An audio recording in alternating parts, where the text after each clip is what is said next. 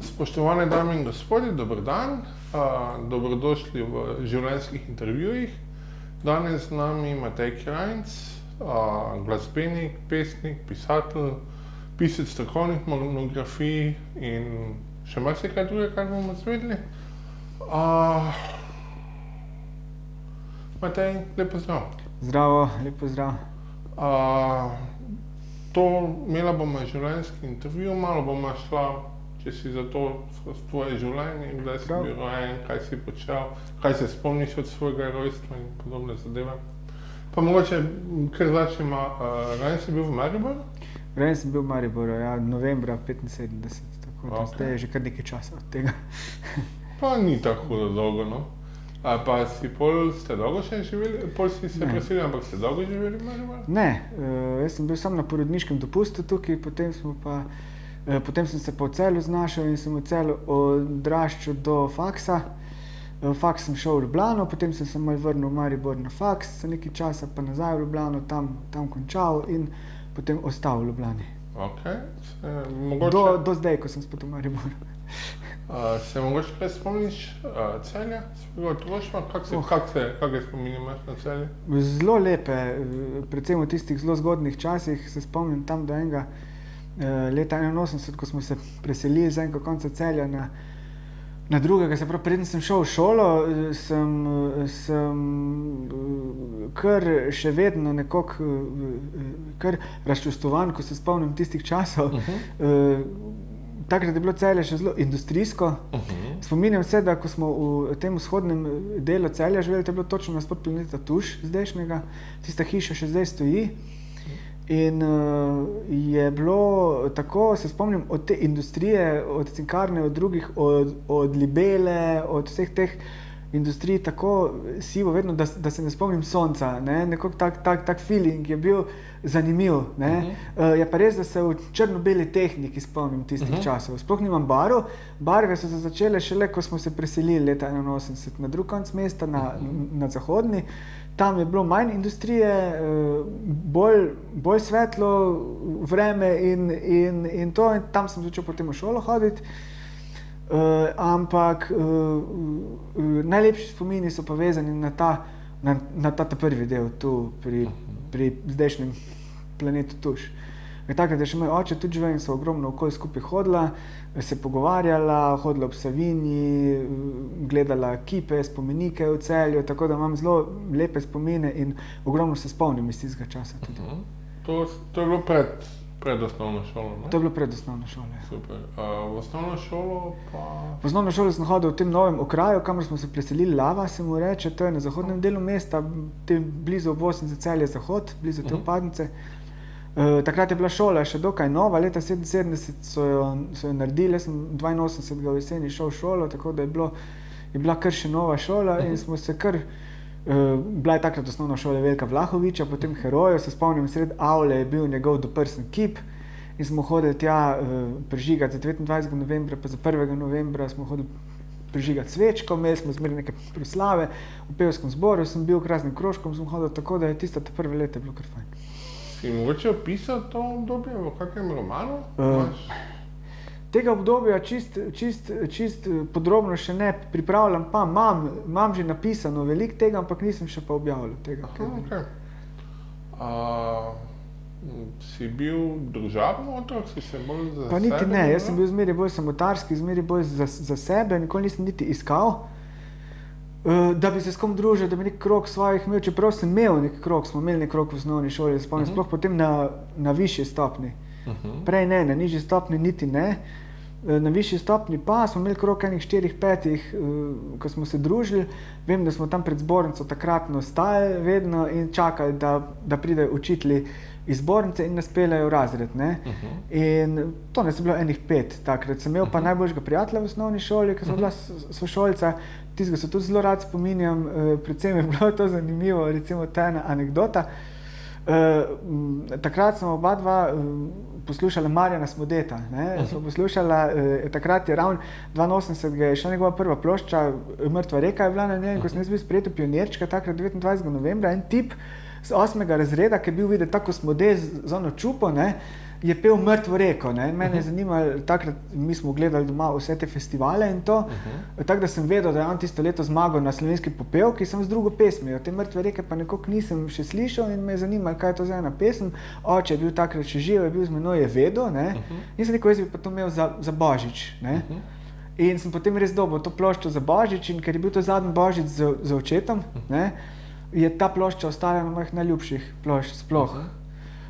Ne glede na to, da je pač Marjan Smodej čisto svojo zgodbo imel potem v 80-ih in tako naprej, ampak ta plošča je še vedno ena od mojih najdragocenejših plošč, zato ker je pač zelo čustveno sem navezan na njo in sem potem nekako ostal zvest Smodeju tam nekje do konca osnovne šole, čeprav sem že poslušal rock, jazz, vso živo muziko, drugo tudi, ampak to je pa nekako ostalo, ker se mi je zdelo, da se mu ne smem izneveriti. No, s tem sošolcem sem ogromno njega poslušala, delala se, da sva šoferja, vozila avtobus in tako naprej, zelo fajn je bilo. To je bila taka oblika družabnosti, ki sem imel. Pol pa na tej ulici je bilo kar veliko takih mojih vrstnikov takrat in smo se družili, ne, smo se igrali, takrat je bilo popularno partizani, Nemci, kavbojci, indijanci, to smo se igrali, ampak jaz sem se zmeraj nek omejen čas igral, ker sem hotel imeti svoj čas za branje, za poslušanje plošč in to in mi je to največ pomenilo pravzaprav, tako da so se oni, ko sem šel že gor nazaj v hišo, so se oni še naprej igrali in tako naprej. Ne? Tako da nisem bil posebej družaben, ne? Ampak ne mislim pa, da mi je kaj manjkalo, nisem se počutil nikoli osamljen. Ker sem imel nek svoj svet ves čas in sem v tistem svetu se kar dobro počutil. In ta svet je pa bil zgrajen iz česa? Ta svet je bil pa zgrajen iz knjig, iz glasbe. Imel sem neke svoje alter ege, takrat, kot jih imajo vsi ti majhni ljudje, mladi ljudje takrat.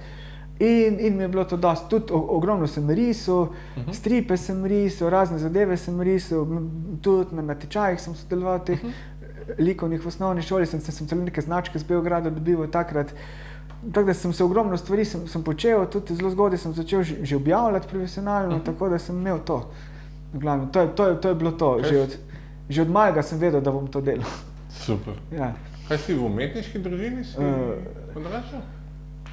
Ja, oče je bil sicer matematik, fizik pa astronom, profesor, mama je bila profesorica, ona je bila pa profesorica glasbe, akademijo ima in je bila glasba povsod. Tudi star oče je igral violino, stara mama je igrala klavir, mama je bila pa multi-instrumentalist, kar je prijela, je lahko igrala, pa 100% posluh ima, tako da je ona, njej je šlo, kar je slišala z radia, je lahko zaigrala in to.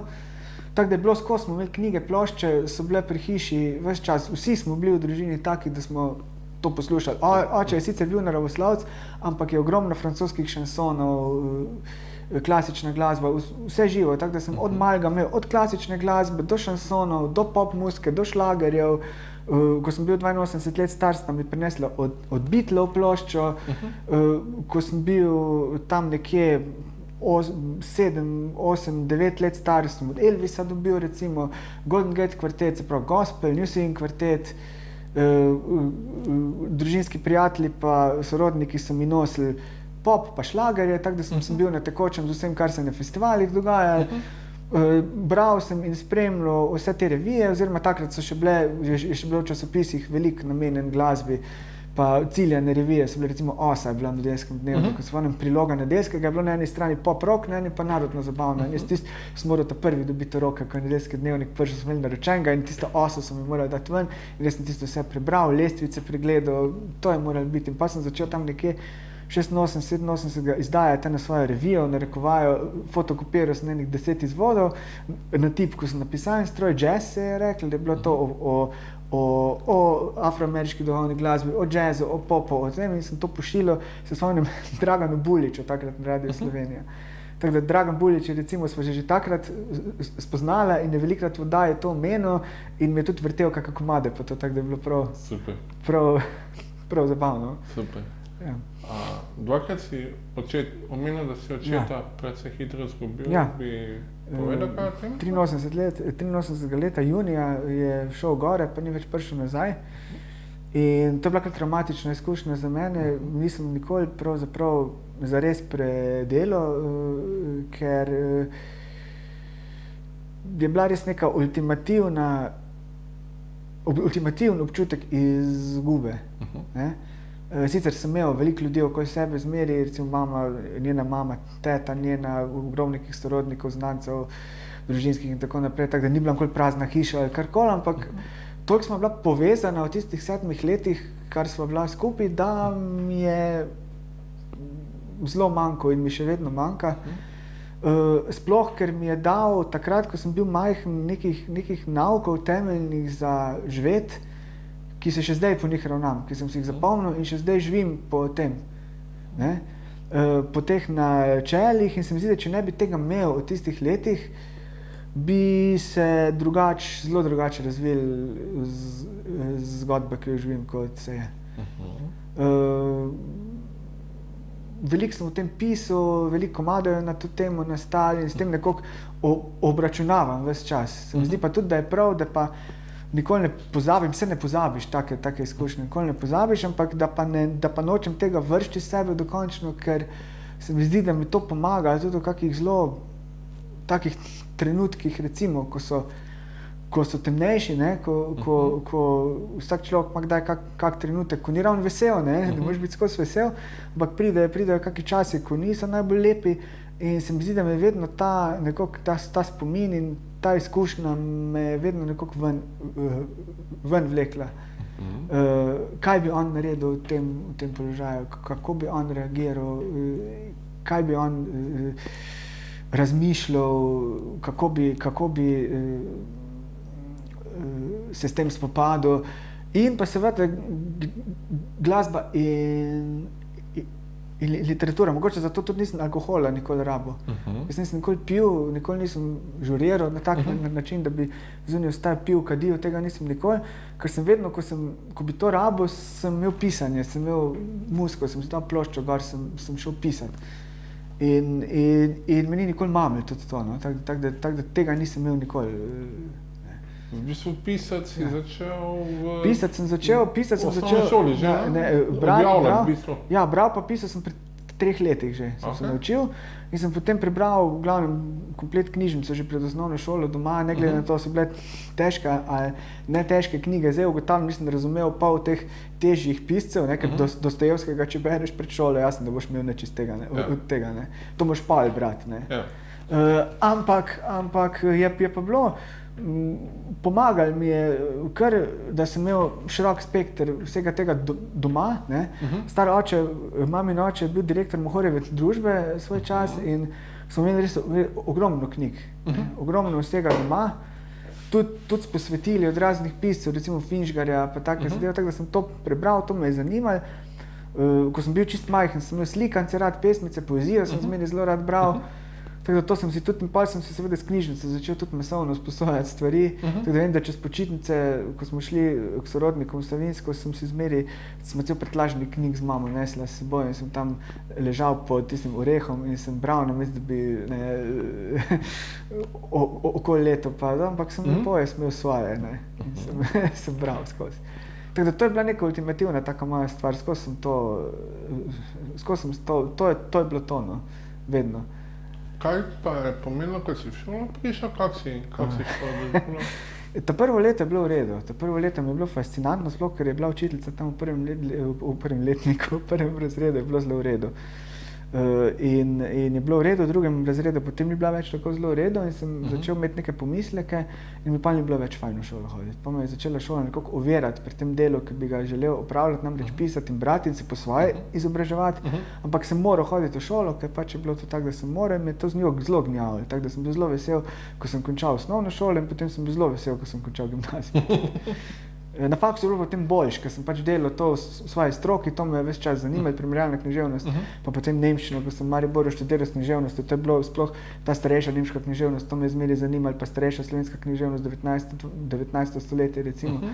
To je bilo super, ne, tako da sem prav užival na nekaterih predavanjih, jaz sem imel še te starejše profesorje, dr. Boris Paternu, Janko Kos, tem s Paternujem smo se zelo dobro razumela in ta predavanja so mi sploh, če se spomnim zdaj nazaj, katera predavanja Paternujeva, mogoče, če bi moral zbrati enega, bi mogoče njega rekel, ker je bilo res super tipologija slovenske književnosti v 19. stoletje in nazaj, tudi vodnik in tako še 18. in to, zelo fajn. In smo se tudi poštekali in se spomnim, ko sem šel na izpit, je bil super izpit, smo se pogovarjali, mislim, da več kot 1 uro. Pri njem, ne, diplomiral sem pri Borisu A. Novaku potem, ampak on je itak šel potem v penzijo, Boris pa trenutno, ampak sva ostala, nekoliko sva si že dopisovala še nekaj časa potem. Malo, zdaj rekel si, šola te nekako ni navdihnila, mogoče malo, kaj te je pri knjigah, kaj te je povleklo? Rekel si, hitro si Dostojevskega bral, kakšne knjige so te najbolj pritegnile? Pa kakšna glasba? Že lahko? Ja. V glavnem, se pravim, če si recimo predšolski, pa tam na nižji stopni, pa potem tudi na višji osnovna šola, nekako ruski klasiki niso, taki, da bi jih lahko dojel, in je potem mene to, ker sem prezgodaj to bral, me je nekako odvrnil za dolgo časa od teh knjig, od ruskih klasikov sploh, in sem potem druge stvari bral in sem se vrnil k njim pozneje potem, post-faks, oziroma na faksu, ko smo jih brali, pa potem bolj intenzivno, pa spet potem po faksu, ko sem še enkrat vse prebral in jasno odkril znova in znova ogromno stvari not, ki so seveda jasno pomembne in seveda super, ne, za dojemanje sveta. In kar pa zadeva muziko, sem pa bil obkrožen že od malega z ogromno različne glasbe. Ne vem, da ena od prvih stvari, ko se spomnim, bil Peter in Volk Prokofjev, potem Tereza Kasova je Larina pjesma, to je bila singlica z leta 1966, ta prva izvedba njena v hrvaščini, sicer je imela v francoščini, tudi tam je bilo ono hrvaško singlico, potem bil Ivo Robič Stranci v noči, se pravi Strangers in the Night, potem pa Louis Armstrong, Uncle Sam's Lullaby. Tako da sem na Armstronga je bil taka prva moja velika ljubezen, ne, on njegov glas, in sem ga potem tudi dolg na špilih, ko sem začel intenzivno igrati, sem imel nek segment nastopa, ko sem oponašal Armstronga, ker sem imel zmeri kak njegov komad in sem to igral in je bilo to zanimivo, pa sem s tem nehal, nekako ne vem zakaj, ampak sem nehal in zdaj nekako počasi razmišljam, da je mogoče spet tu pa tam kak njegov komad kdaj zaigral. In prek Armstronga sem potem tudi v afroameriško duhovno glasbo prišel, ker sem se ogromno potem z njo ukvarjal tudi in sem začel poslušati plošče, najprej New Swing kvartet, jasno, ki je bil pri roki, potem pa Golden Gate kvartet. Golden Gate kvartet so pa bili vzorniki New Swing kvarteta in smo imeli doma tudi eno singlico njihovo, Joshua Fit the Battle of Jericho je bilo gor, pa še ene 3, take Nobody Knows, pa še 2. In sem tisto tudi poslušal, ampak ko sem pa New Swing kvartet začel poslušati, je bilo pa res sistematično, programsko. Vem, da je bila na njihova plošča Happy Days leta 85, ko je bilo tisto, ko me je premaknilo dokončno v gospel in sem pa začel to študirati. Danes sem šel v knjižnico in sem vse knjige o jazzu, v celjski knjižnici, o jazzu, bluzu in vse, kar je bilo.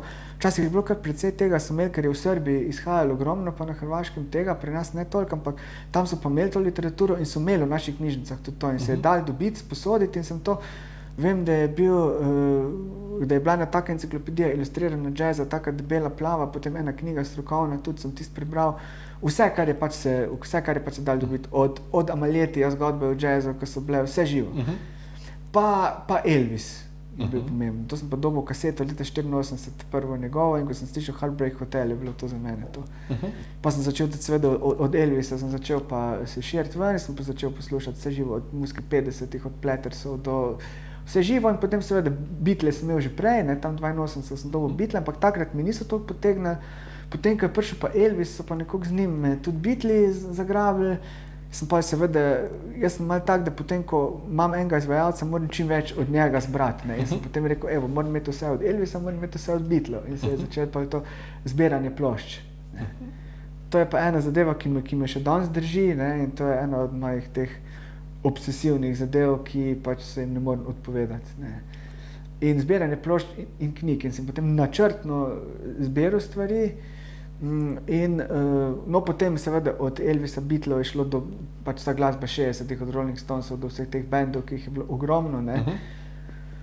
Pa seveda tudi potem 70-ta, 80-ta, vse v glavnem. Tako da sem potem sistematično hotel to zgodovino svetovne popularne glasbe nekako vsaj približno vedeti, zakaj gre. Ne samo ta velika poglavja, veliki izvajalci, ampak tudi taka, ki niso zelo znana, in mi je potem zelo pomagalo oddajati Dragana Buliča, kjer je vrtel veliko te glasbe, veliko plošč, sem to snemal si seveda vse, ne, in sem to lepo arhiviral, spravljal, in ker jaz sem vseh plošč na svetu nisem mogel si kupiti, ne.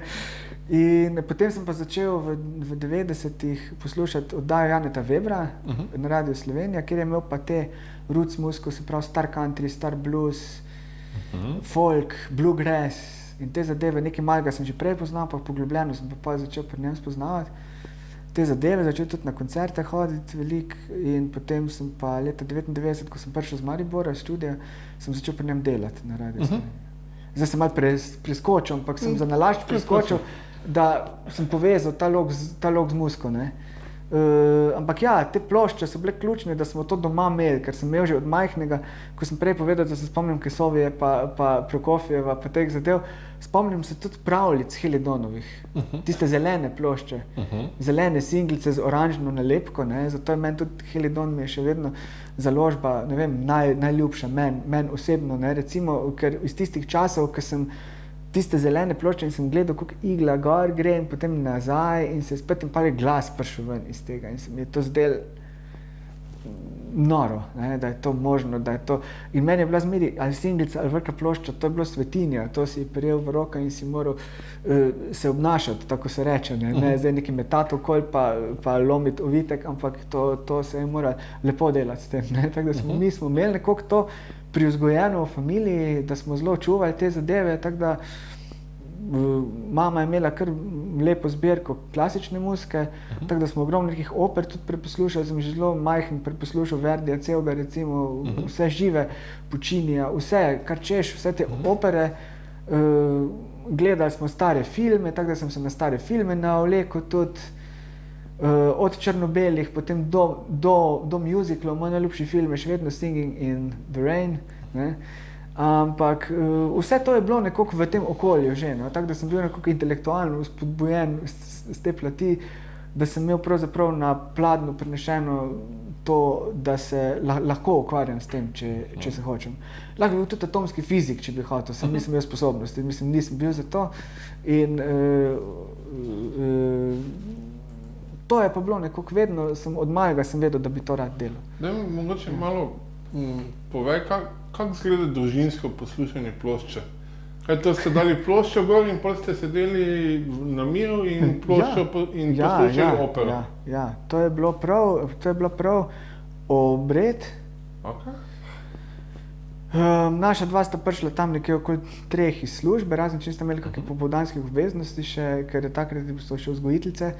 Takrat je bila še gimnazija, ta gimnazija Celje Center, kot je zdaj tam sta učila, takrat je bil pedagoški šolski center, oziroma srednja pedagoška šola in sem imel vzgojiteljski oddelek.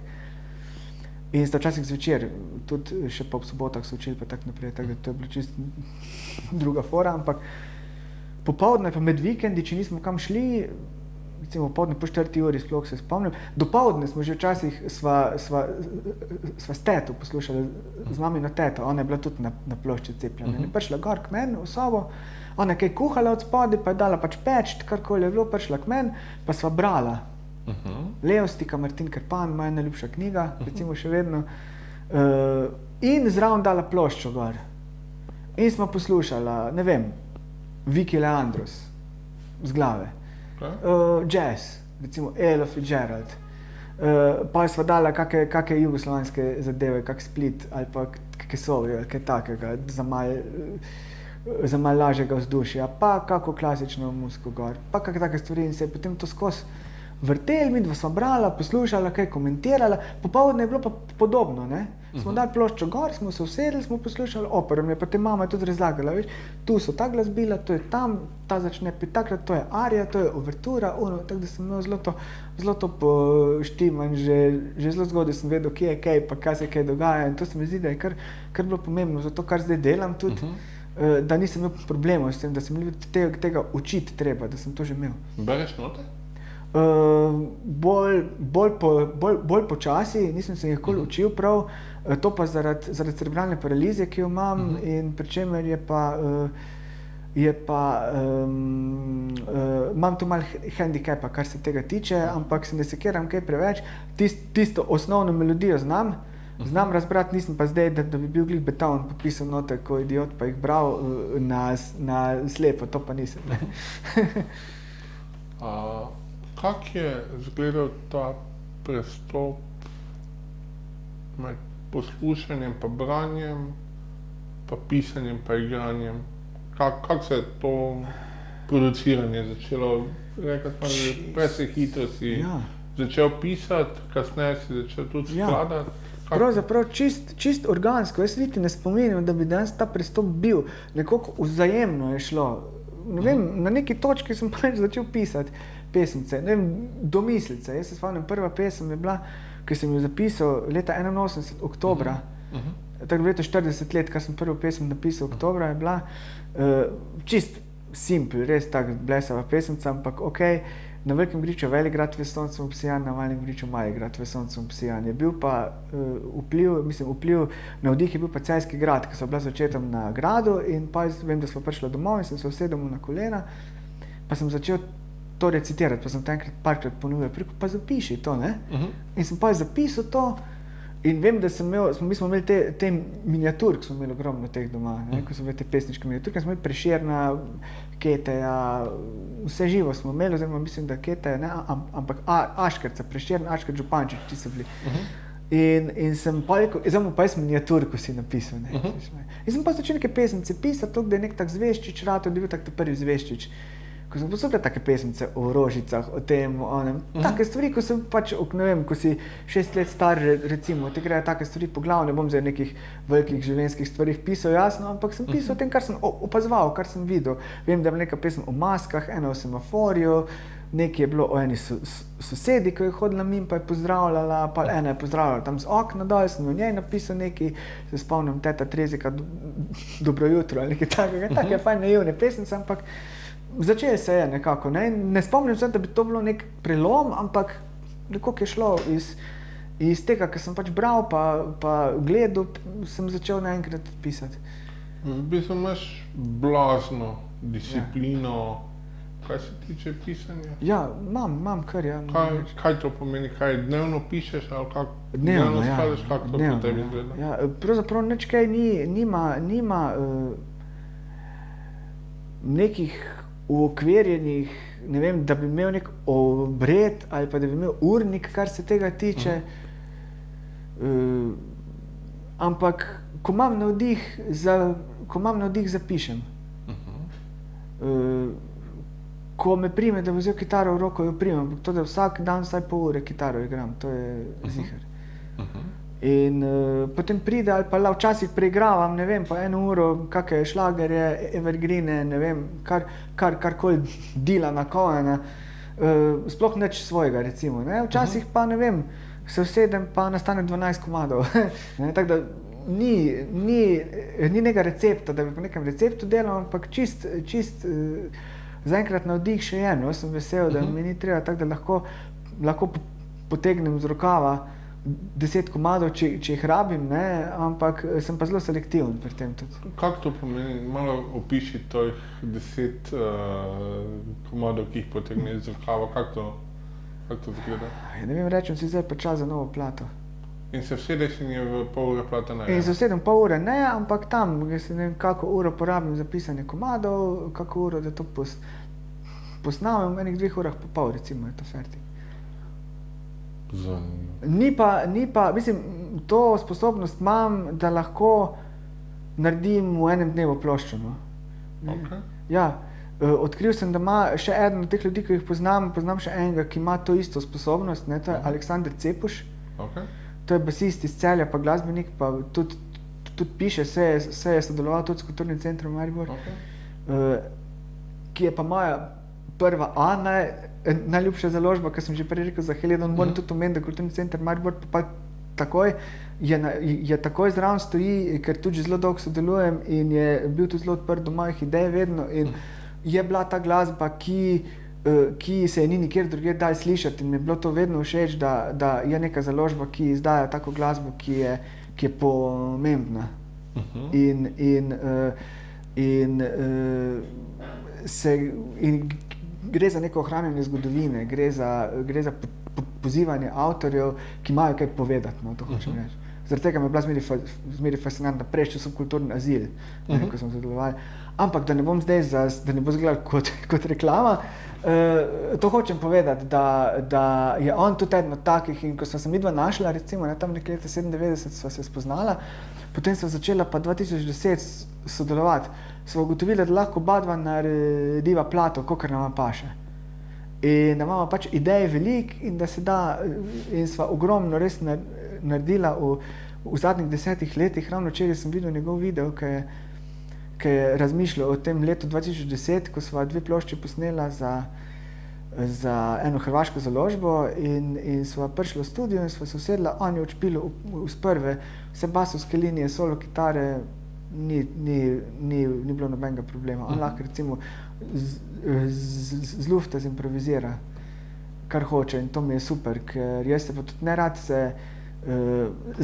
se zabezecam v neko formo, jaz rad improviziram in večkrat, recimo, jaz si rad napišem za špil tudi nove komade, ker itak ne znam svojih tekstov na pamet, razen enih par, jih znam že zdaj, ko jih že dolgo igram, ampak rad imam ta izziv, da si napišem nove pesmi in jih potem improviziram na odru. Da so pravzaprav čist nove, poslušalci čist sveže in jih ne znam tudi ne naslednjič, jih ne znam isto ponoviti. Lahko bi šel gledati posnetek, pa bi se učil dal, ampak nočem, hočem, da isti tekst v novem kontekstu zveni. To mi je izziv.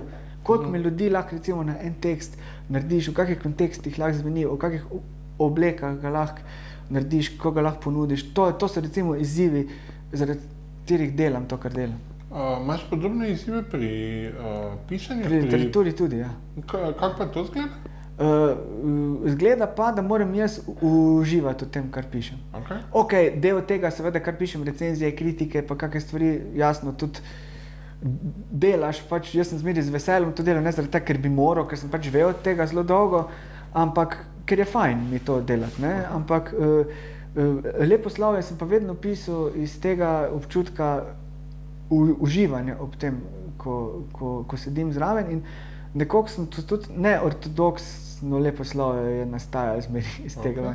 Zelo malo imam knjig, ki so, ne vem, bi rekel zelo narekovajo, standardne, z neko fabulo, ki je takoj razvidna, ne, recimo, ampak zmeri poskušam nekako okoliti na nekako drugačen način, tudi če ni takoj fabula razvidna, mogoče na način satire prikazati določene probleme in tako naprej. Tudi zelo formalno sem iskal različne možnosti pisanja, ne da recimo prvo poglavje, drugo poglavje, ampak tudi to, no, ampak da imajo ta poglavje, ne vem, kot nek uvod, da je neka predbeseda, ki ni standardna predbeseda, ampak je kot nek namig, tudi mogoče kak del, ki ga potem v zgodbi ni, pa si mora bralec mogoče pa sam predstavljati, zakaj vse en je tam, ne.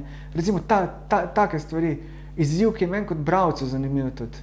Pa recimo, kako se lotiš pisanja romana, ne vem, famozno Jack Kerouac se je vsedel v gostilno, pa začel tipkati. Ne, jaz nimam nikoli tega, jaz se pač usedem, jaz se velikrat ideje zapišem. Fragmente, največkrat v fragmentih delam.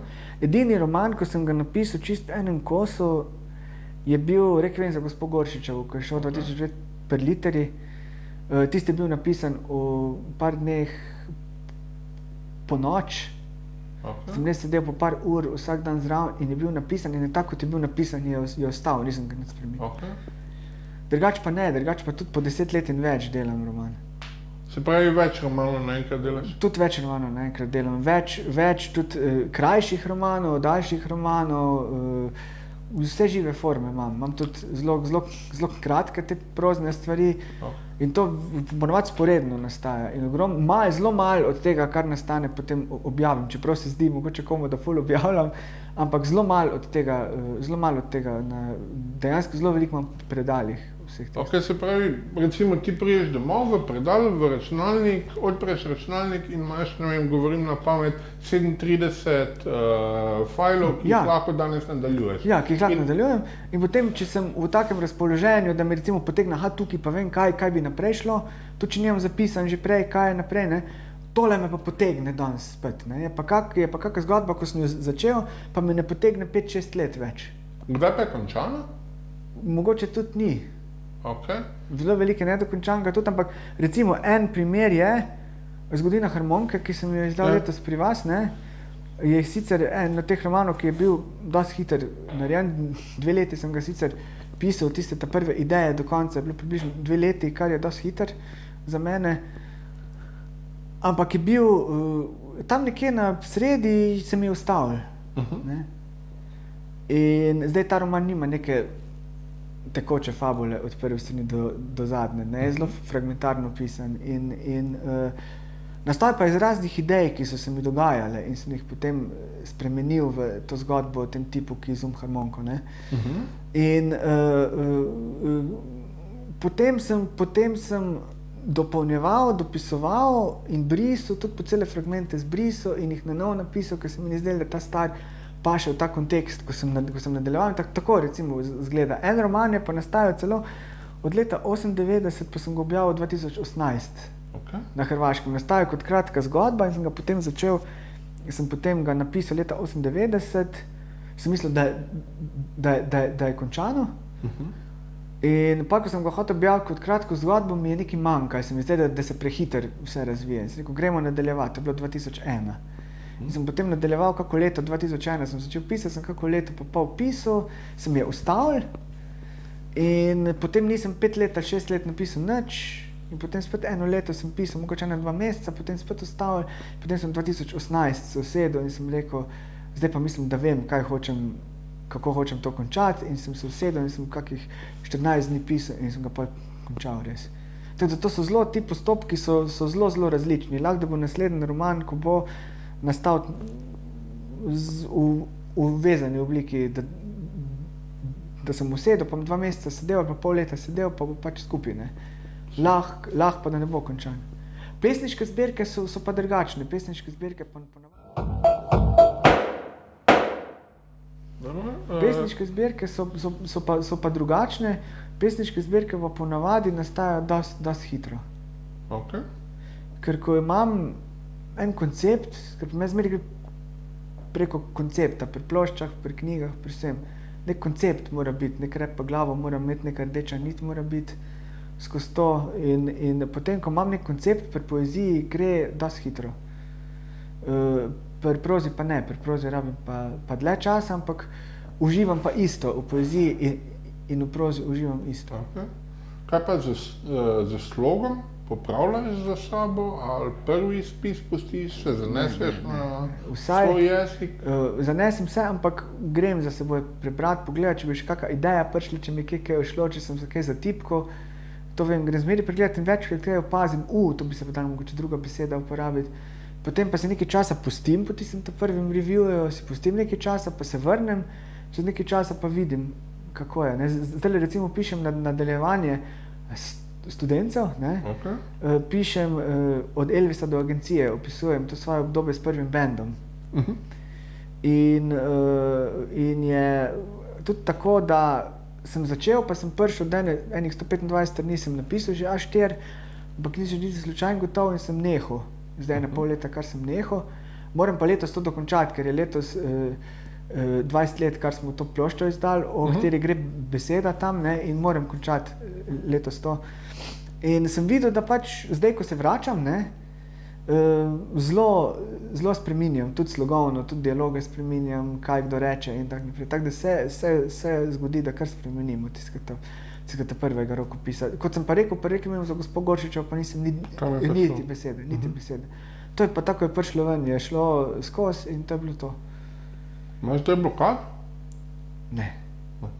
Zaenkrat, hvala Bogu, to trkam na les, pa na glavo, pa na kaj se še trka. Nimam, zaenkrat blokad nimam. Če mi že ne gre tisti koncept, ko sem si ga zamislil, pride kak drug, pa tistega končam, pa se potem vrnem Imam pa zmeraj usporedno par stvari, tako da imam pa kakšna obdobja, ko recimo pišem manj, kot druga obdobja, ko pišem več. Ne. Kako pa z nastopi? Nastopaš dosti glasbenimi? Z nastopi je pa tako, da jaz nastopam bolj na teh ciljnih zadevah, ko so z literaturo povezane. Okay. Tako da gre bolj, ne gre zdaj za masovno, včasih smo veliko, mislim, smo tudi po klubih, ko so kantavtorji še po klubih nastopali veliko, sem jaz ogromno po klubih preigral, po raznih lokalih, po hotelih, po sejmih, po vsem živem sem igral. Zdaj pa v glavnem so ostali kakšni taki festivali ali literatura, ali take zadeve, ki so namenjene pa na raznih literarnih večerih, pa na takih stvareh. In to je to v glavnem, ne. Ampak z bendom sploh smo pa igrali ogromno, s prvim bendom sploh tam tistih časih, ko se je še igralo, pa ko je še bilo honorirano, to zelo v redu. Smo igrali od enega konca Slovenije do drugega po vseh možnih klubih, kar se je dalo.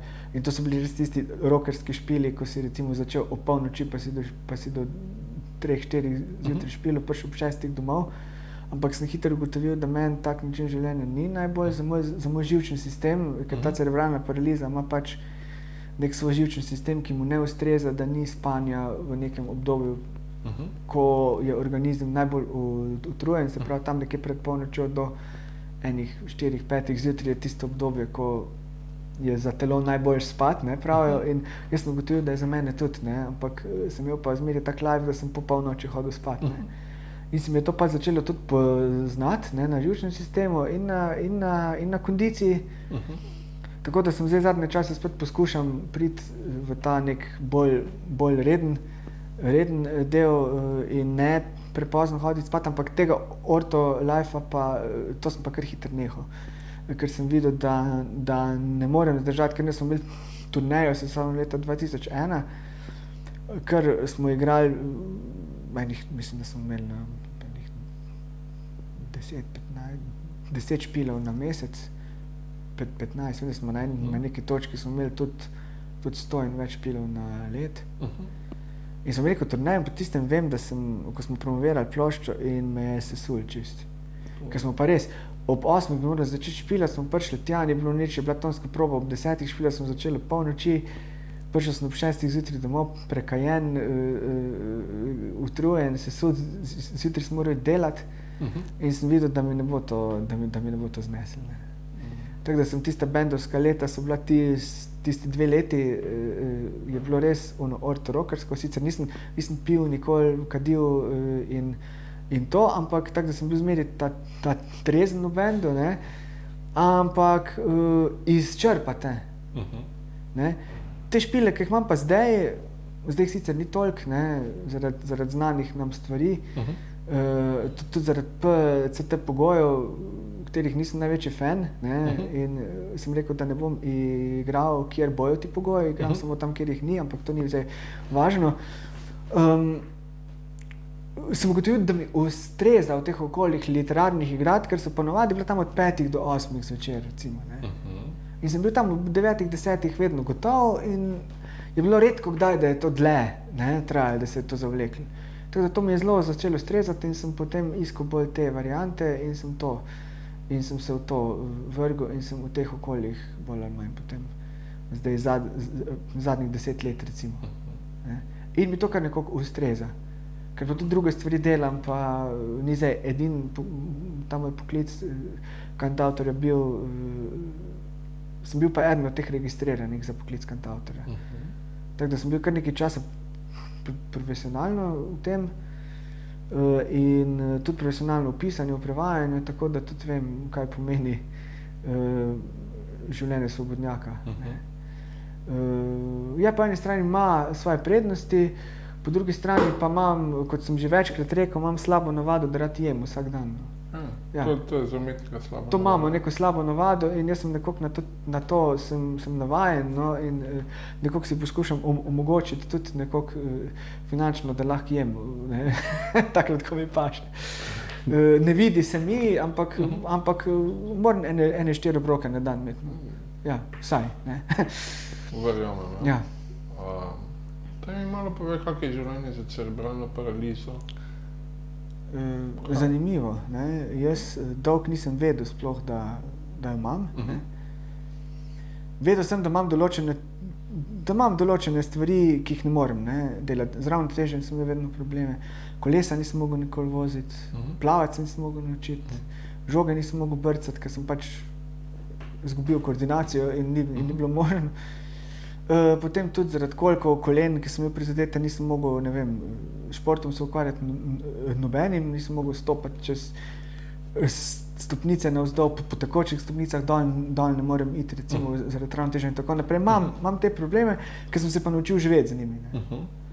Ampak zelo dolgo nisem vedel, kaj imam. Imel sem tisto diagnozo diplegija spastiko v kartoteki, ampak pri nas doma se ni nikoli kaj preveč govorilo o tem. Pred šolo, vem, ko sem imel tisti zdravniški pregled, so rekli, mali bo pa moral biti operiran na kolikih kolenih ahilovi tetivi.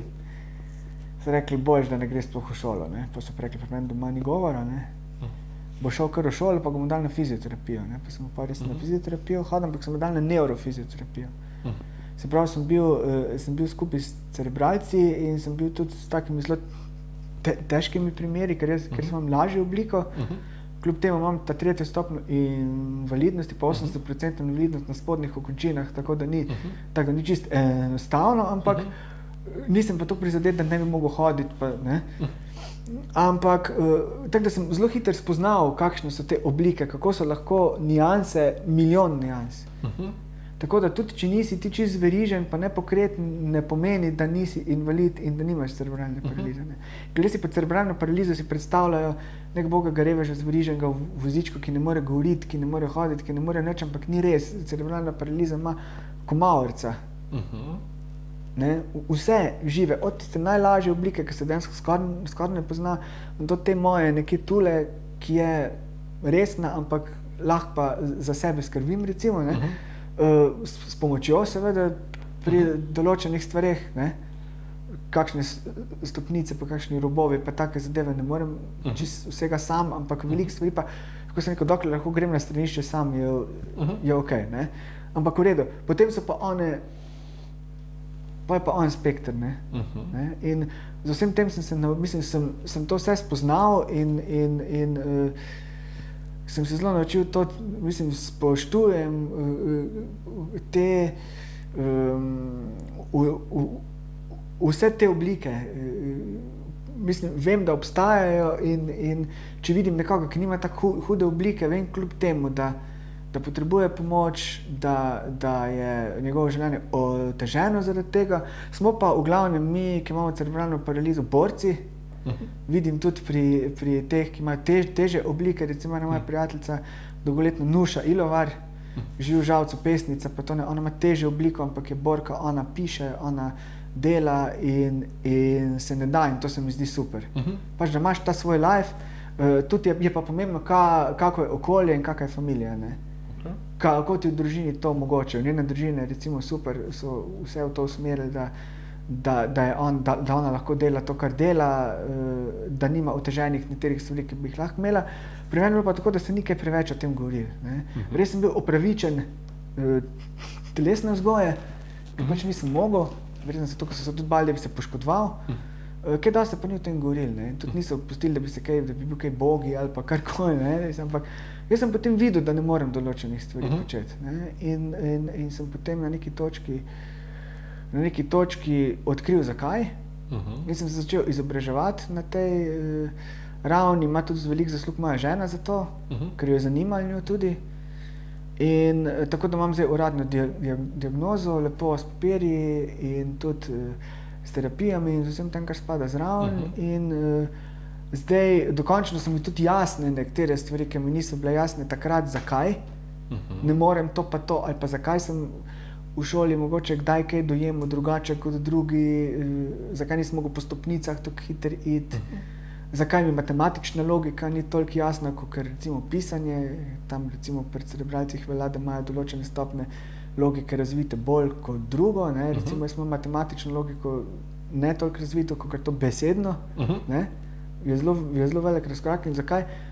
Strokovne službe bi morale vedeti, in potem ne takih otrok toliko maltretirati s tem.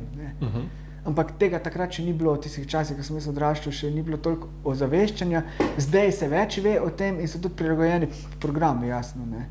Takrat tega ni bilo in sem imel samo dve možnosti, ali si šel v šolo s posebnim programom, ne, ali si pa bil v navadni šoli. Jaz sem bil pač v navadni šoli, ker sem bil toliko sposoben, da nisem imel posebnih težav z učenjem nikoli. Ne. Vem pa, da bi mi lahko bilo marsikaj prihranjeno, no, če bi že prej vedel. Ne. Ampak nekako sem se pa naučil živeti s tem in pač je to. Veseli me pa, da zdaj vem marsikaj o tem in kaj se mi dogaja, ker je dosti lažje. No. To pa verjamem, ne. Dosti lažje in tudi vem, zakaj se mi določene stvari dogajajo in tudi nisem toliko začuden, ko se mi kaj zgodi. Ne. Recimo, ko mi kaj ravno težja zmanjka ali pa ko ne morem kaj narediti ali pa karkoli. In tudi ne rinem določene situacije več.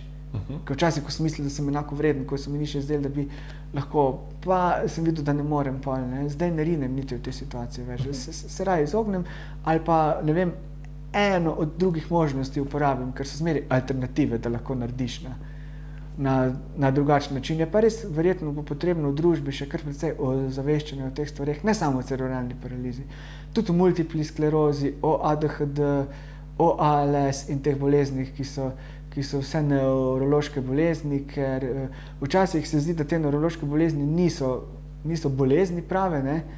Ampak kot vemo, so kar zelo hude stvari to in tudi se mi zdi, da se zdaj vedno več tudi ve o tem in da se vedno bolj ozavešča. Kako ozaveščanje pa bi se želel? Kaj bi želel, da ljudje vemo? Kaj bi želel, da spoštujemo, kaj bi želel, da delamo, da bo lažje? Kot prvo, seveda naivno upam, da se bo zdravilo kdaj našlo. Ne? Okay. Da bo ta živčni sistem, da bo nekako pogruntali, kaj se da živčni sistem narediti. Zdaj so določeni vzvodi, da se da izboljšati kakovost življenja. Ne? Predvsem pa razumevanje, splošna ozaveščenost v družbi, recimo, da se več govori o tem. Okay. Ker včasih so bile ti primeri, ne vem, če si bil tak pa tak, nisi mogel v šolo, ne vem, tudi so veliko primerov bilo, ko so jih skrivali celo pred drugimi, veš, take zadeve, da pač se govori o tem, se razglablja o tem, da recimo tudi nekdo, ki sicer ne naleti v vsakdanjem življenju na te primere, ve, ne? Okay. Da so ljudje naučeni prepoznati podrži telesni že potem, ne samo, da moraš biti nepokreten, da imaš cerebralno paralizo, ampak da si lahko pokreten, da imaš neko držo, da se že potem spozna, ne? Ali pa recimo, da se tudi vnaprej ne obsoja nekoga.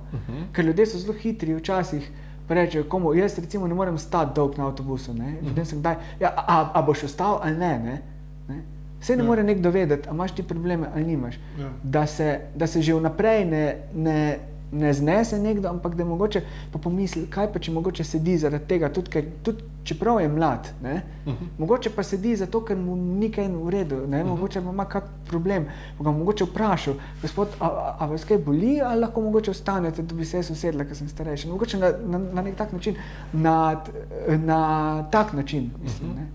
Da bi bilo nekako privzeto v družbi, da mogoče pa, če se nekdo obnaša na tak način, mogoče ni zaradi tega, ker je aroganten, pa prevzeten, pa tako, mogoče zaradi tega, ker ne more. Ne? Viš? Okay. Jaz sedim pač, ker ne morem stati, ne? Recimo v Ljubljani, v Dravljah, v Dravlj do centra dolga pot, jaz ne morem tako dolgo stati in se pač usedem. Ne? Ja. Gotovo je kdo bolj zdrav v avtobusu, ki bo lažje vstal, pa bo tisti gospod dal prostor ali pa gospodu, jaz z veseljem, če le lahko vstanem, ne? Ja. Ampak nerad pa vidim, da se potem nekdo na mene znese, zaradi tega, ker pač ne morem. Ne? In jaz to recimo lepo pojasnim, nekdo pa se potem začne smejati, kaj boš ti les, jaz si mlad, pa kaj, ne, veš. To hočem reči, da pač so neki predsodki v družbi še vedno, ki pa bi z nekim ozaveščanjem medijskim bolj intenzivnim, mogoče bi jih ne bilo več, pa bi jih bilo manj. To je moje mnenje. No. To je mogoče nekaj, kar bi dva odsvirka empatije rešil. Mogoče. Ja. Malo empatije, pa malo mogoče, to je empatija, no, kot si rekel, da daš ti nekomu možnost, da ne dela nekaj z najslabšega možnega, čeprav zdaj v teh časih, jasno, veva oba, da je težko, ker ljudje v glavnem je zdaj družba taka, da je na koristoljubju utemeljeni ljudje v glavnem delajo iz koristoljubijo stvari in bo te nekdo pač, če bo za njega bolj zgledal, te bo odrinil, ne? Ampak se mi zdi pa, da vseeno je pa potrebno nek tak košček empatije vseeno imeti, pa prevzeti, da pa mogoče vsi pa ne delajo vsega z tega namena. Koristoljubje. Ja. Tam mogoče je pa še kdo toliko vzgojen, no, da pa ve, da bo vljuden, da ne bo aroganten, da ne bo neprijazen, ne. Mogoče tega rahlo več rabimo, ne glede na to, kakva je situacija, pa ne glede na to, kakve so posledice, saj se opečeš tudi kdaj, ne. Ampak recimo, da privzameš, no, da ni vse tako slabo. Zdaj, če smo ravno med koristoljubjem pa med empatijo, bom to izkoristil, pa te bom vprašal, da si tudi kritik. Ja. Kaj je to? Ne vem, nekako kot nekdaj, ko sem bral knjige, sem potem nekako si želel tudi pisati o knjigah. Ne. Potem, ko sem prišel na faks, smo dobili jaz sem že prej sicer se izobraževal v tej smeri sam, predvsem z branjem strokovnih člankov, knjig, literature. Na faksu smo pa dobili še nekaj teh čist strokovnih, kako ne temu rečem, strokovnih platform, no, če ne najdem boljše besede za to, načinov, metod, no, evo, zdaj jih pa imam par besed, za pisanje o tem. Ne. Zdaj, ni še seveda vsak, ki pride z faksa kritik, ne, mislim, ki pride z primerjalne književnosti kritik, je treba dosti delati na tem, treba prakse, tako če boš prišel iz primerjalne književnosti, kjer imaš nek seminar o literarni kritiki, še ne pomeni, da si usposobljen za kritike pisati, ker veliko ljudi piše kritike, pa ne pozna, kljub temu, da so to študirali, pa niso prebrali res dosti, ali pa veliko teh možnosti je, da ne poznajo dovolj kakega področja, da bi o njem pisali, ne? Ali pa so kakšne druge stvari, ki jim onemogočajo objektivno o tem pisati, ne? Ampak jaz sem pa ponavadi šel objektivno prav z nekih metodoloških plati v to. Se mi je potem to začelo zdeti preveč togo in sem začel ne zdaj subjektivnega, ampak malo bolj esejistično naravnanega kritiškega pisanja, bolj kot neka recenzija, bolj kot nek esej o. Ni mi tudi bilo nikoli, da bi trgal knjige, nisem bil nikoli za to, da bi šel pa neko knjigo s trgom, zaradi tega, mi je bila všeč, ali pa da bi imel neko, kot sem prej govoril, subjektivnost, projektivnost, da bi imel da ne bi maral avtorja, pa bi zdaj moral iti strgati njegovo knjigo, to nisem nikoli. Z tega stališča tudi recimo, če ne vem, če avtorja sicer nisem toliko poznal ali pa tako nisem cenil ali pa karkoli, sem hotel objektivno njegovo delo presojati. Sem se probal zelo paziti, da nisem gledal z tega stališča, da bi sicer je to ni vedno možno, ne, mislim, človek hiter zapade v to, da bi kaj napisal, ampak sem se potem raj nisem. In tudi veliko knjig potem nisem in sem rekel, da na neki točki sem se odločil, da bom pač pisal samo o knjigah, o katerih bi rad pisal in ki so mi všeč in ki se mi zdi, da si zaslužil, da bi se pisal o njih. V bistvu, meni pri kritiki zanimivo, recimo v razliki od interpretacije, na koncu vedno prideš do tiste točke, ko je treba stvar ovrednotiti. Mogoče če lahko kako besedo o tvojem okusu rečemo in za glasbo in za literaturo, kaj imaš kakšne? Jaz namesto, da bi poudarjal stvari, ki so slabe, raje poudarjam stvari, ki so dobre v knjigi. Zdaj, če ni niti ene dobre, recimo, če knjiga toliko zaneč, da pač ne moreš najti, so tudi take, no, mislim, zaneč, da je toliko slabo napisana ali pa nekaj, da ne moreš najti nič, potem se mogoče raje umaknem od te knjige stran. Ne. Drugače pa probam to tehniko imeti, da poskušam najti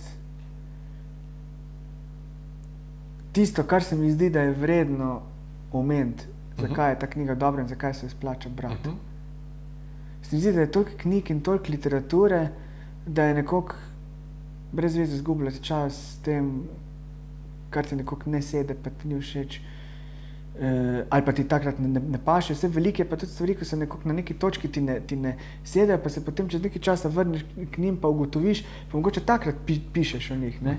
Veliko sem imel pa tudi revizij, ne, sem recimo kaka plošča, recimo če vzamem ploščo, se mi je zdela super, pa sem potem čez leta se vrnil, pa se mi je zdela več človek dobra, ne. Pa sem mogoče kaj napisal o tem, kako sem revidiral to, ne. Ne o tem, da ni dobro plošča, ampak kako drugače dojemam, kakšni so konteksti zdaj, a je čas za to kriv, a je moje dojemanje, ali sem se jaz spremenil toliko, da mi zdaj ta zvrst ne paše več. Kakšen je pa moj okus, ne vem, jaz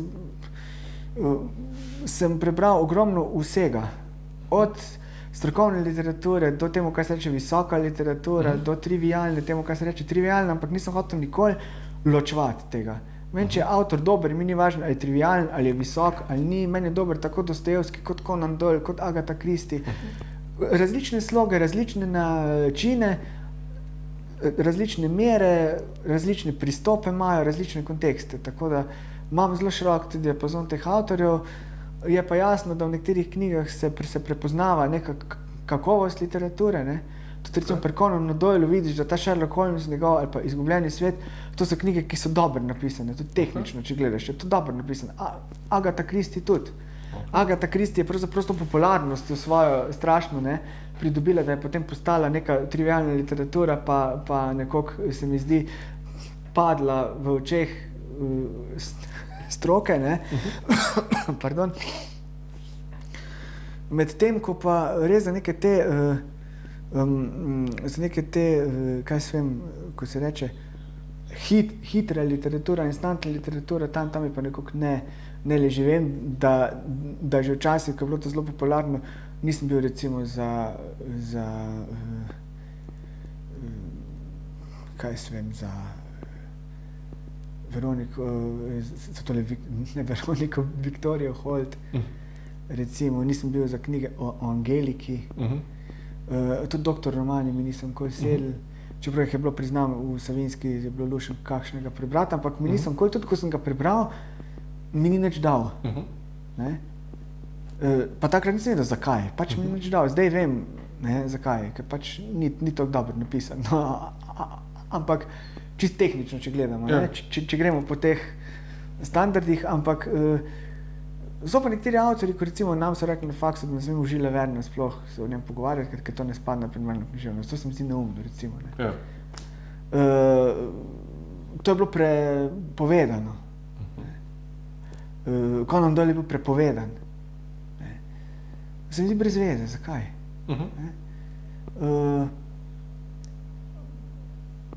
Bral sem pesnike zelo veliko, mislim, vse žive poezije, kar je bilo možno, od stare do nove.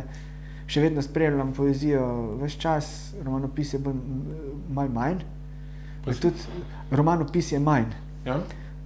Čeprav tisto, kar me zanima, pa če me kdo opozori tudi na kaj, če meni uide, recimo kaj, z veseljem preberem, ne. Najraje pa poezijo, pa ogromno zdaj strokovnih knjig o glasbi, glasbenih biografij in takih stvari berem, ki me je vedno to zanimalo. Zgodovina popularne glasbe me še vedno zanima, zgodovina glasbe nasploh me zanima, kako se to kontekstualno pri socioloških vidikih kaže in tako naprej. Vse te zadeve in berem ogromno strokovne literature na to temo. Obstaja slovenski folk? Obstaja. Mislim, slovenski folk, zdaj kaj misliš s tem? A misliš folk kot folk zvrst glasbe kot v Ameriki, tak folk, ali kot folk glasba, kot ljudska glasba, recimo ljudska glasba / narodno zabavna glasba / to? Mislim, kot ljudska oziroma narodno zabavna glasba, ki je različna mislim, kot ljudska glasba, ki je različna od narodno zabavne glasbe. Ja, obstaja. Recimo, obstaja tudi umetna glasba, ki ima te folk korenine, ki recimo Uršula Ramoveš, ki poje tako ljudske pesmi kot pesmi svojega moža Janeza, ne, ki jih uglasbuje, in to je neki tej zelo folk manirice Poljanske doline narejeno. Ne. Potem imamo, recimo, bom dal čista šolski primer. Ne. Iztok Mlakar, ki v narečju, pa dobro, to je kantavtorstvo, je v obliki folk glasbe delan, recimo so pa razne te od folklornih skupin do zborov, do vsega, dosti kakovostnih zadev najdeš veliko, je šlo tudi pri Kulturnem centru Maribor, teh stvari se najde ogromno te folk glasbe, kot praviš, ljudske glasbe, ki pa ni narodno zabavna, ki pa ni pop glasba, ki dejansko je ljudska glasba, izhaja iz teh korenin, tudi krajevnih, lokalnih, ogromno je tega dobrega. To mi zelo dobro dene. Medtem, ko pa ta instantna pop turbo, ko se reče, ta glasba pa nisem bil nikoli najbolj fan in tudi se mi zdi, da, mislim, vsaj za mene nima neke hude umetniške vrednosti. Vem pa, da mora obstajati, ker je pač neka taka mainstreamovska glasba, ki jo ljudje poslušajo, da se recimo sprostijo, da se poveselijo. Ampak jaz nisem nikoli z tega stališča na muziko gledal. Jaz sem zmeri k muziki prišel z tega stališča, da sej je, da te razvedri tudi, pa to, ampak iskal sem neko sporočilo v glasbi, in to sporočilo mi je že, kakor se to zabavno zdi, ali pa mogoče smešno komu, mi je že Elvis to sporočilo prinesel, ki je zajemal iz bluza, iz gospela, iz tega. On je imel neko to podstat, ki je iz nečesa prišla ven, ni bila ravno muzika za danes in konc, Imela je tudi neko sporočilo, zdaj čisto vsi komadi imajo tudi nekaj takih zelo otročjih stvari, ki bi jih najraje pozabili, ampak v redu. Ampak tista glasba, ko je pa pri njem stala, je pa stala. Orang, tudi Beatli, če pogledaš, sploh tista glasba, ki se je po letu 66, oziroma po 65, po Rubber Soul. Rubber Soul je bila neka prelomnica in po tistem so umetniki ratali, recimo, res tisti, ki so razvijali plate kot koncepte, ki so razvijali pop kot art in tako naprej. Predtem so bili pa rock band. Rock band je pač rock band, špila v klubih, špila muziko, špila tudi zato, da je nekomu fajn, da pride plesat, da se malo sprosti, ampak ima pa kljub temu neko sporočilo, da. Se mi zdi, da tudi Tutti Frutti, ki ima čisto blesavo besedilo od Little Richarda, da neko sporočilo. Se mi zdi, če mu prisluhneš, pa če ga v nek kontekst postaviš tistega časa, ki je nastal. Nekega uporništva proti omlednosti, ki je takrat v 50-ih v mainstreamu bila, recimo.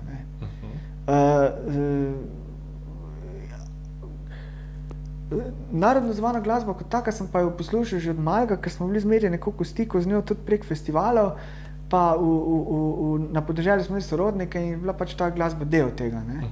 Ločim pa tudi znotraj tega na neke kakovostne izvajalce, pa na neko tako glasbo, ki je pač narejena za to, da je za lestvice, pa za radio, pa da se posluša, pa narejena točno za one čestitke in pozdrave, da se ve, da bo to za mamo, pa za babico, pa za tam za ob 12.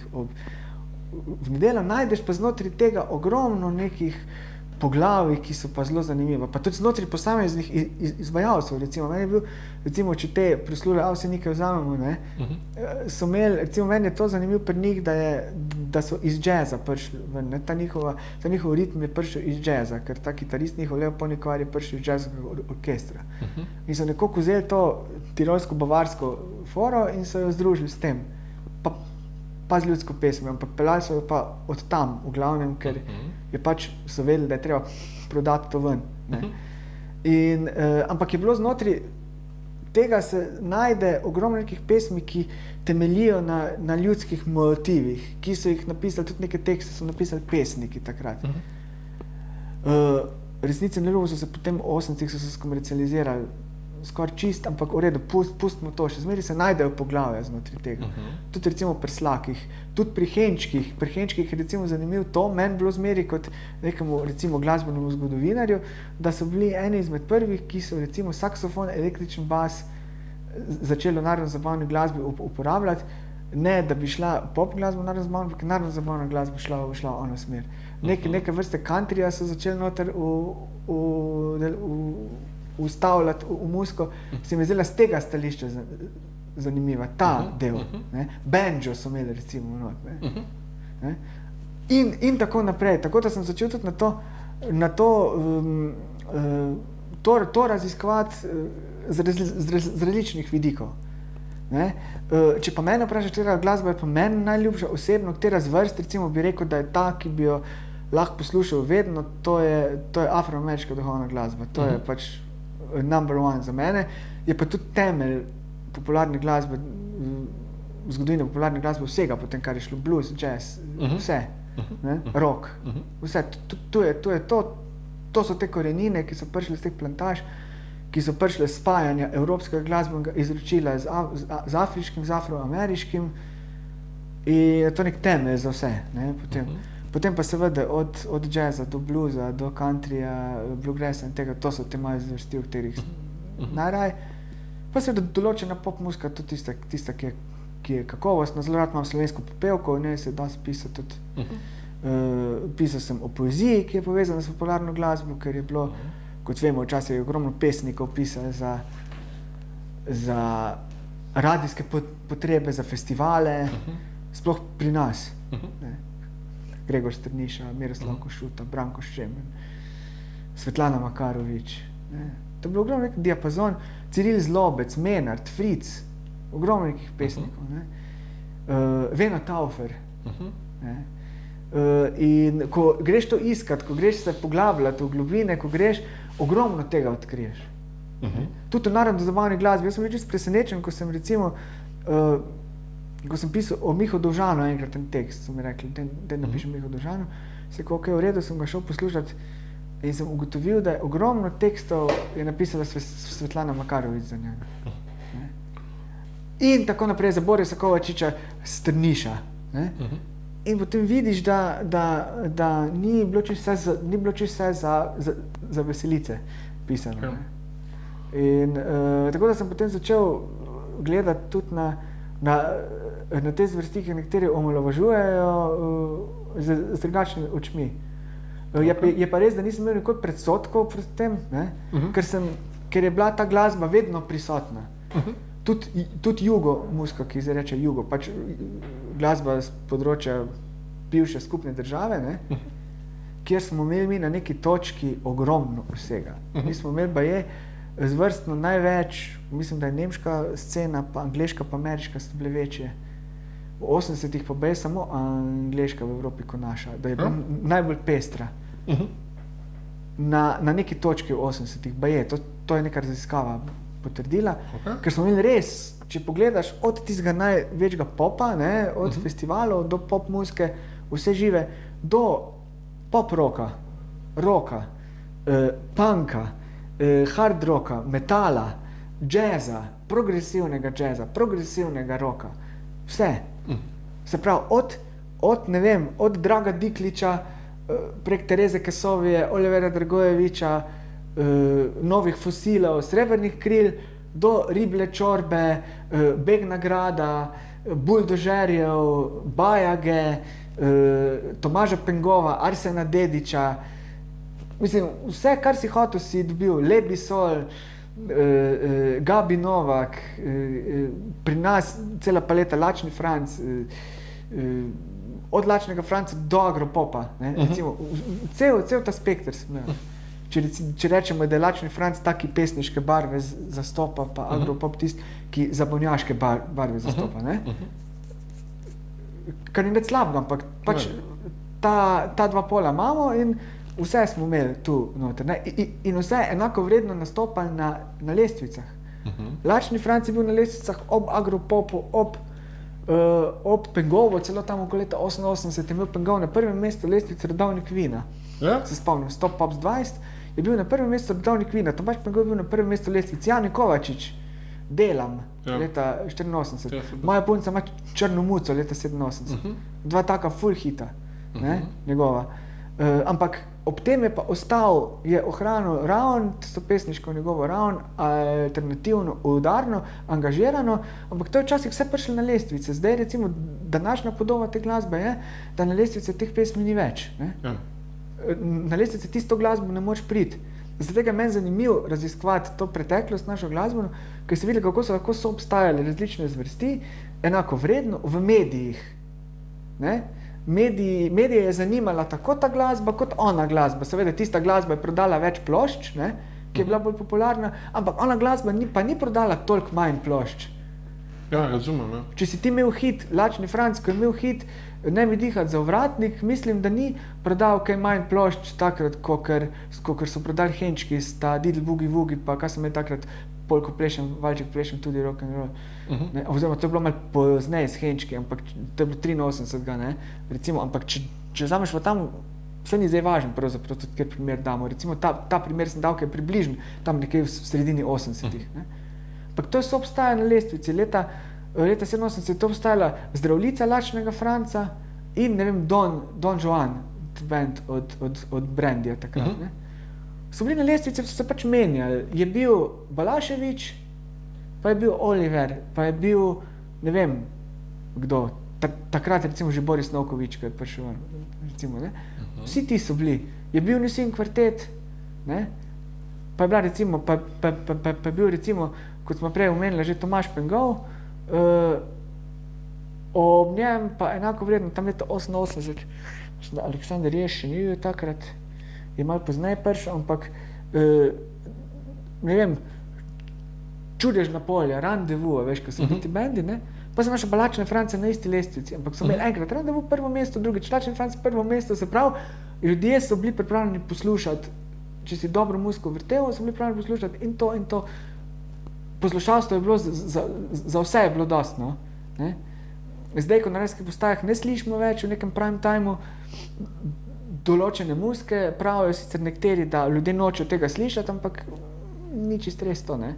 To je zgovor zaradi tega, da te muzike pač ni, ampak jaz mislim, da če bi zdaj nekdo poslušal Lačne France, jaz vidim te mlajše generacije, pa buldožerje, vidim, da zelo radi poslušajo. Imamo tudi bende mlade, ki so največji vzorniki in ti bendi.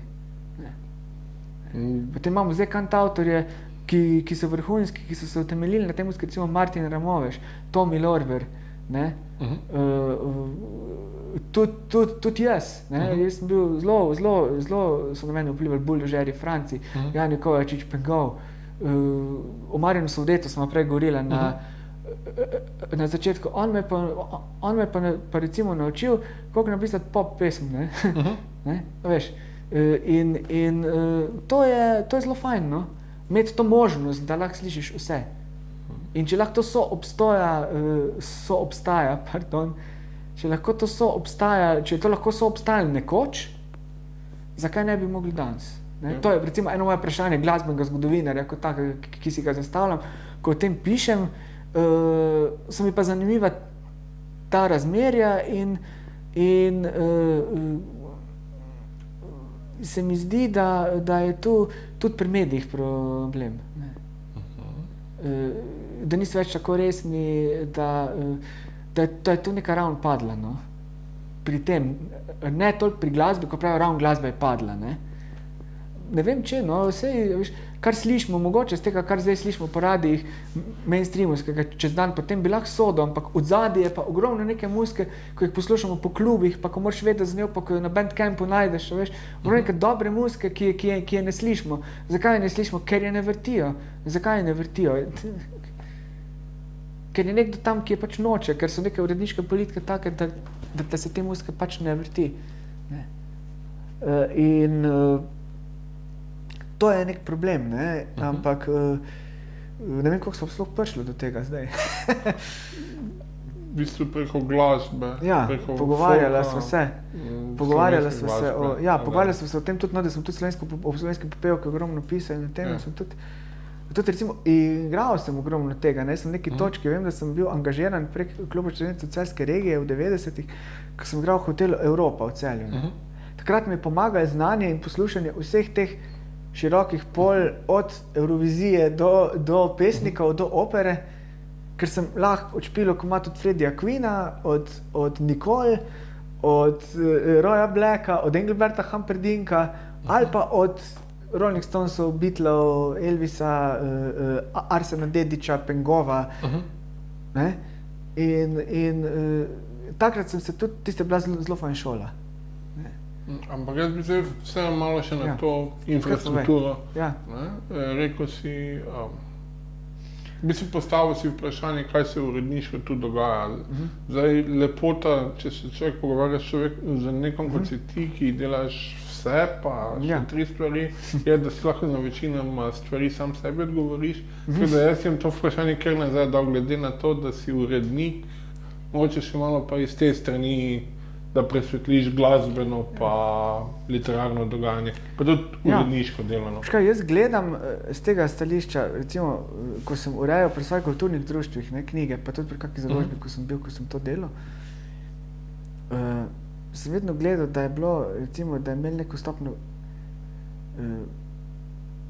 kakovosti po teh standardih, ki so se mi zdeli strokovno sprejemljivi. Zdaj ne bomo na široko razlagali, kateri so ti standardi, vse vemo, ne? Mislim, da mora biti napisano tako, da stoji, no. Da mora biti nek form, rep glavo, da mora biti avtor vsaj približno pismen, da nimaš muke, ko bereš, no. In da zdaj ni nujno, da čisto vsaka knjiga nek presežek za Nobelovo nagrado, seveda, ne? Ampak se pravi, da nekim standardom vsem zadosti in se mi zdi, da jaz, ko sem recimo bil na Valu 212, sem imel srečo, da sem delal v oddaji, kjer je bila ta muzika, ki sem jo tudi jaz poslušal, ki sem jo cenil, ki sem jo nekaj vedel in smo pač to vrteli, tudi koncerte smo delali te glasbe, recimo blues, folk, jazz, to. Zdaj, ko pa delam kot urednik, se mi pa zdi, da moraš imeti neko širino, predvsem. Ne? To se mi zdi bistveno. Da znaš presoditi, kaj je dobrega, tudi neki zvrsti, ko mogoče je nimaš čist najbolj rad, ne? Ampak si pa strokovno toliko podkovan, da veš, kaj je dobro. Pa da veš, kako to dobro naprej potegniti, naprej prinesti. Da se izpostavi to dobro in da se iz tega pa neka kakovost rodi. Ne? Če ti dam čist primer, recimo tak banalni primer, ko smo že pri Avsenikih bila prej, ne? Recimo, če vzameš Avsenike, ne? Ko pišeš o njih, pa o njihovih največjih uspešnicah, ne? Recimo, zdaj bom kot kritik mal nazaj stopil, sorry, pa bom pol kot, ne? Da pišeš o tem, da recimo ta kontekst njihovih korenin, recimo jazzovskih, poudariš, v odnosu na to, kakšen hibrid so pa oni to naredili in na kak način je recimo poezija bila pri njih zastopana pa to. Jaz se na te stvari osredotočam, ne na one hitiče, ki so jih pač imeli, pa so. Ne? Pri urednikovanju pa gledaš stališča, recimo, če bi jaz sestavljal best of Avsenik, bi gledal na zgodovinski kontekst.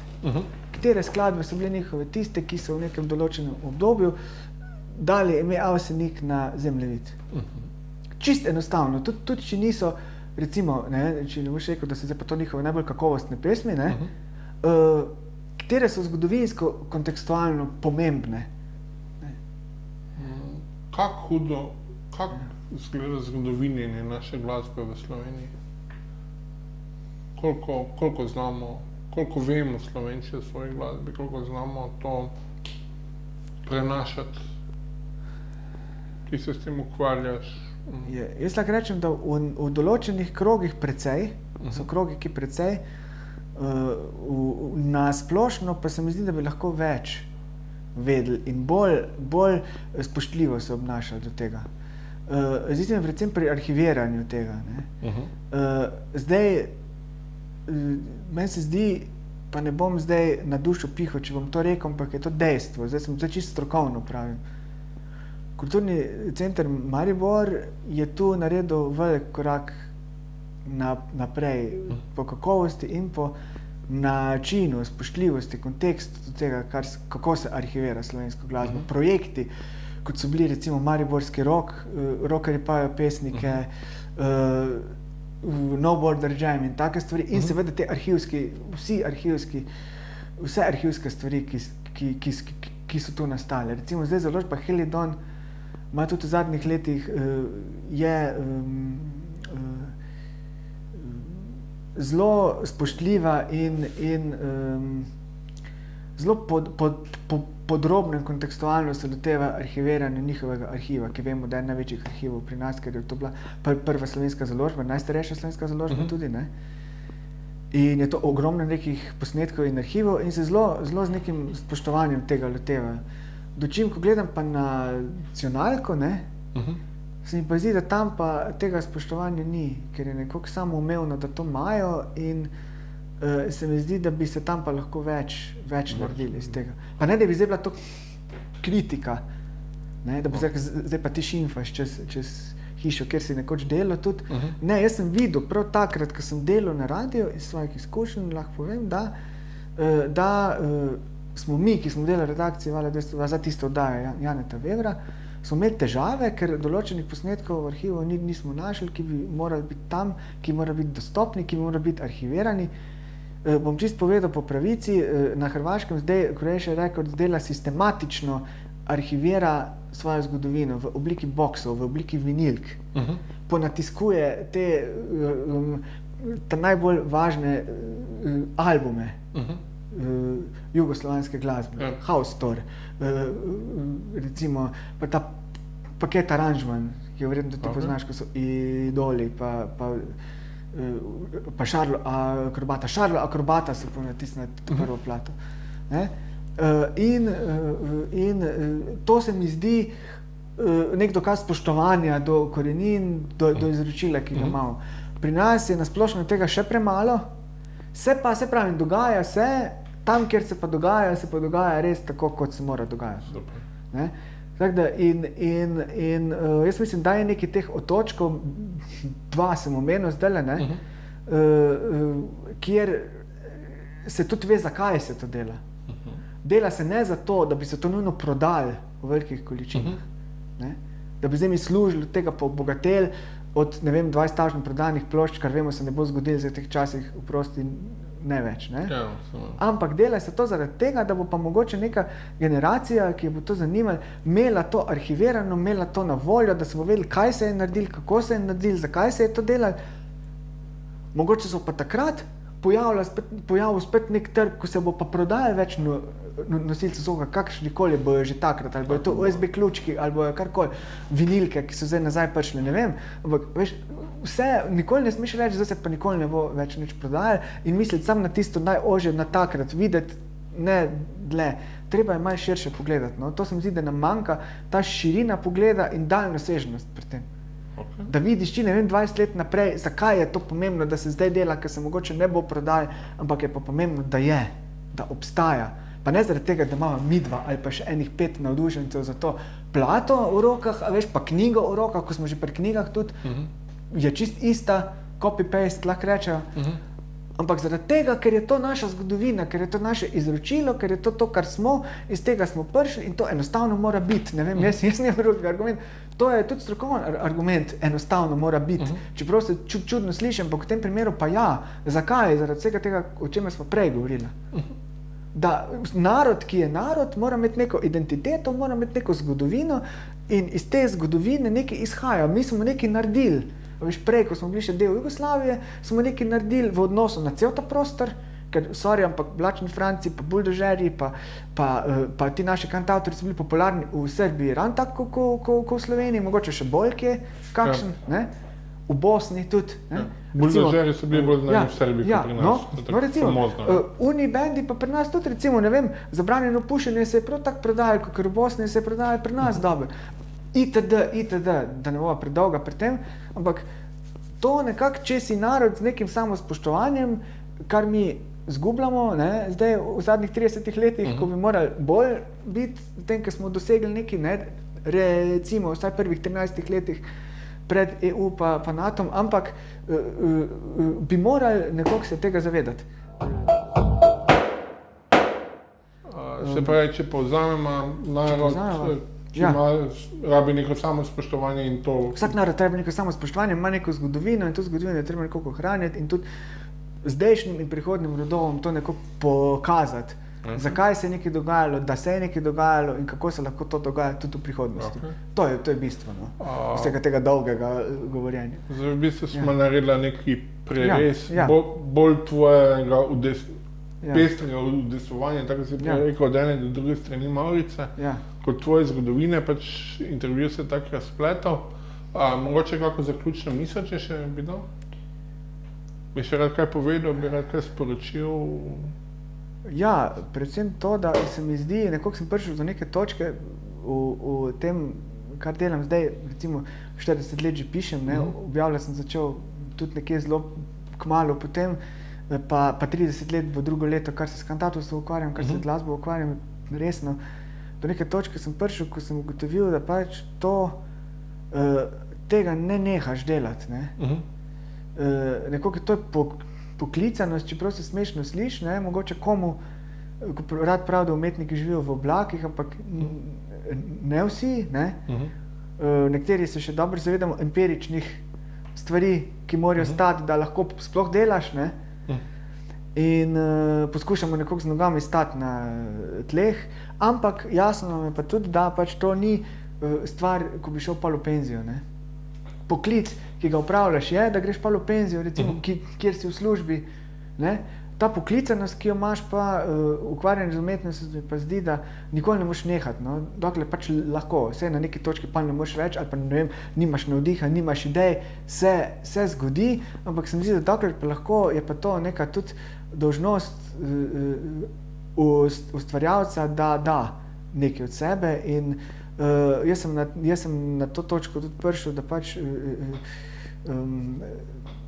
to počnem in mislim, da bom to počel, dokler bom lahko, kot sem prej rekel, šel sam na stranišče, pa še potem verjetno bom, če ne bom mogel pisati, bom mogoče komu narekoval, ampak upajmo, da bom lahko do konca speljal sam. Super. Mi bomo pa z veseljem do takrat brali pa poslušali. Hvala lepa tudi za povabilo na ta intervju. Hvala za intervju. Lepo se. Nasvidenje, Edija.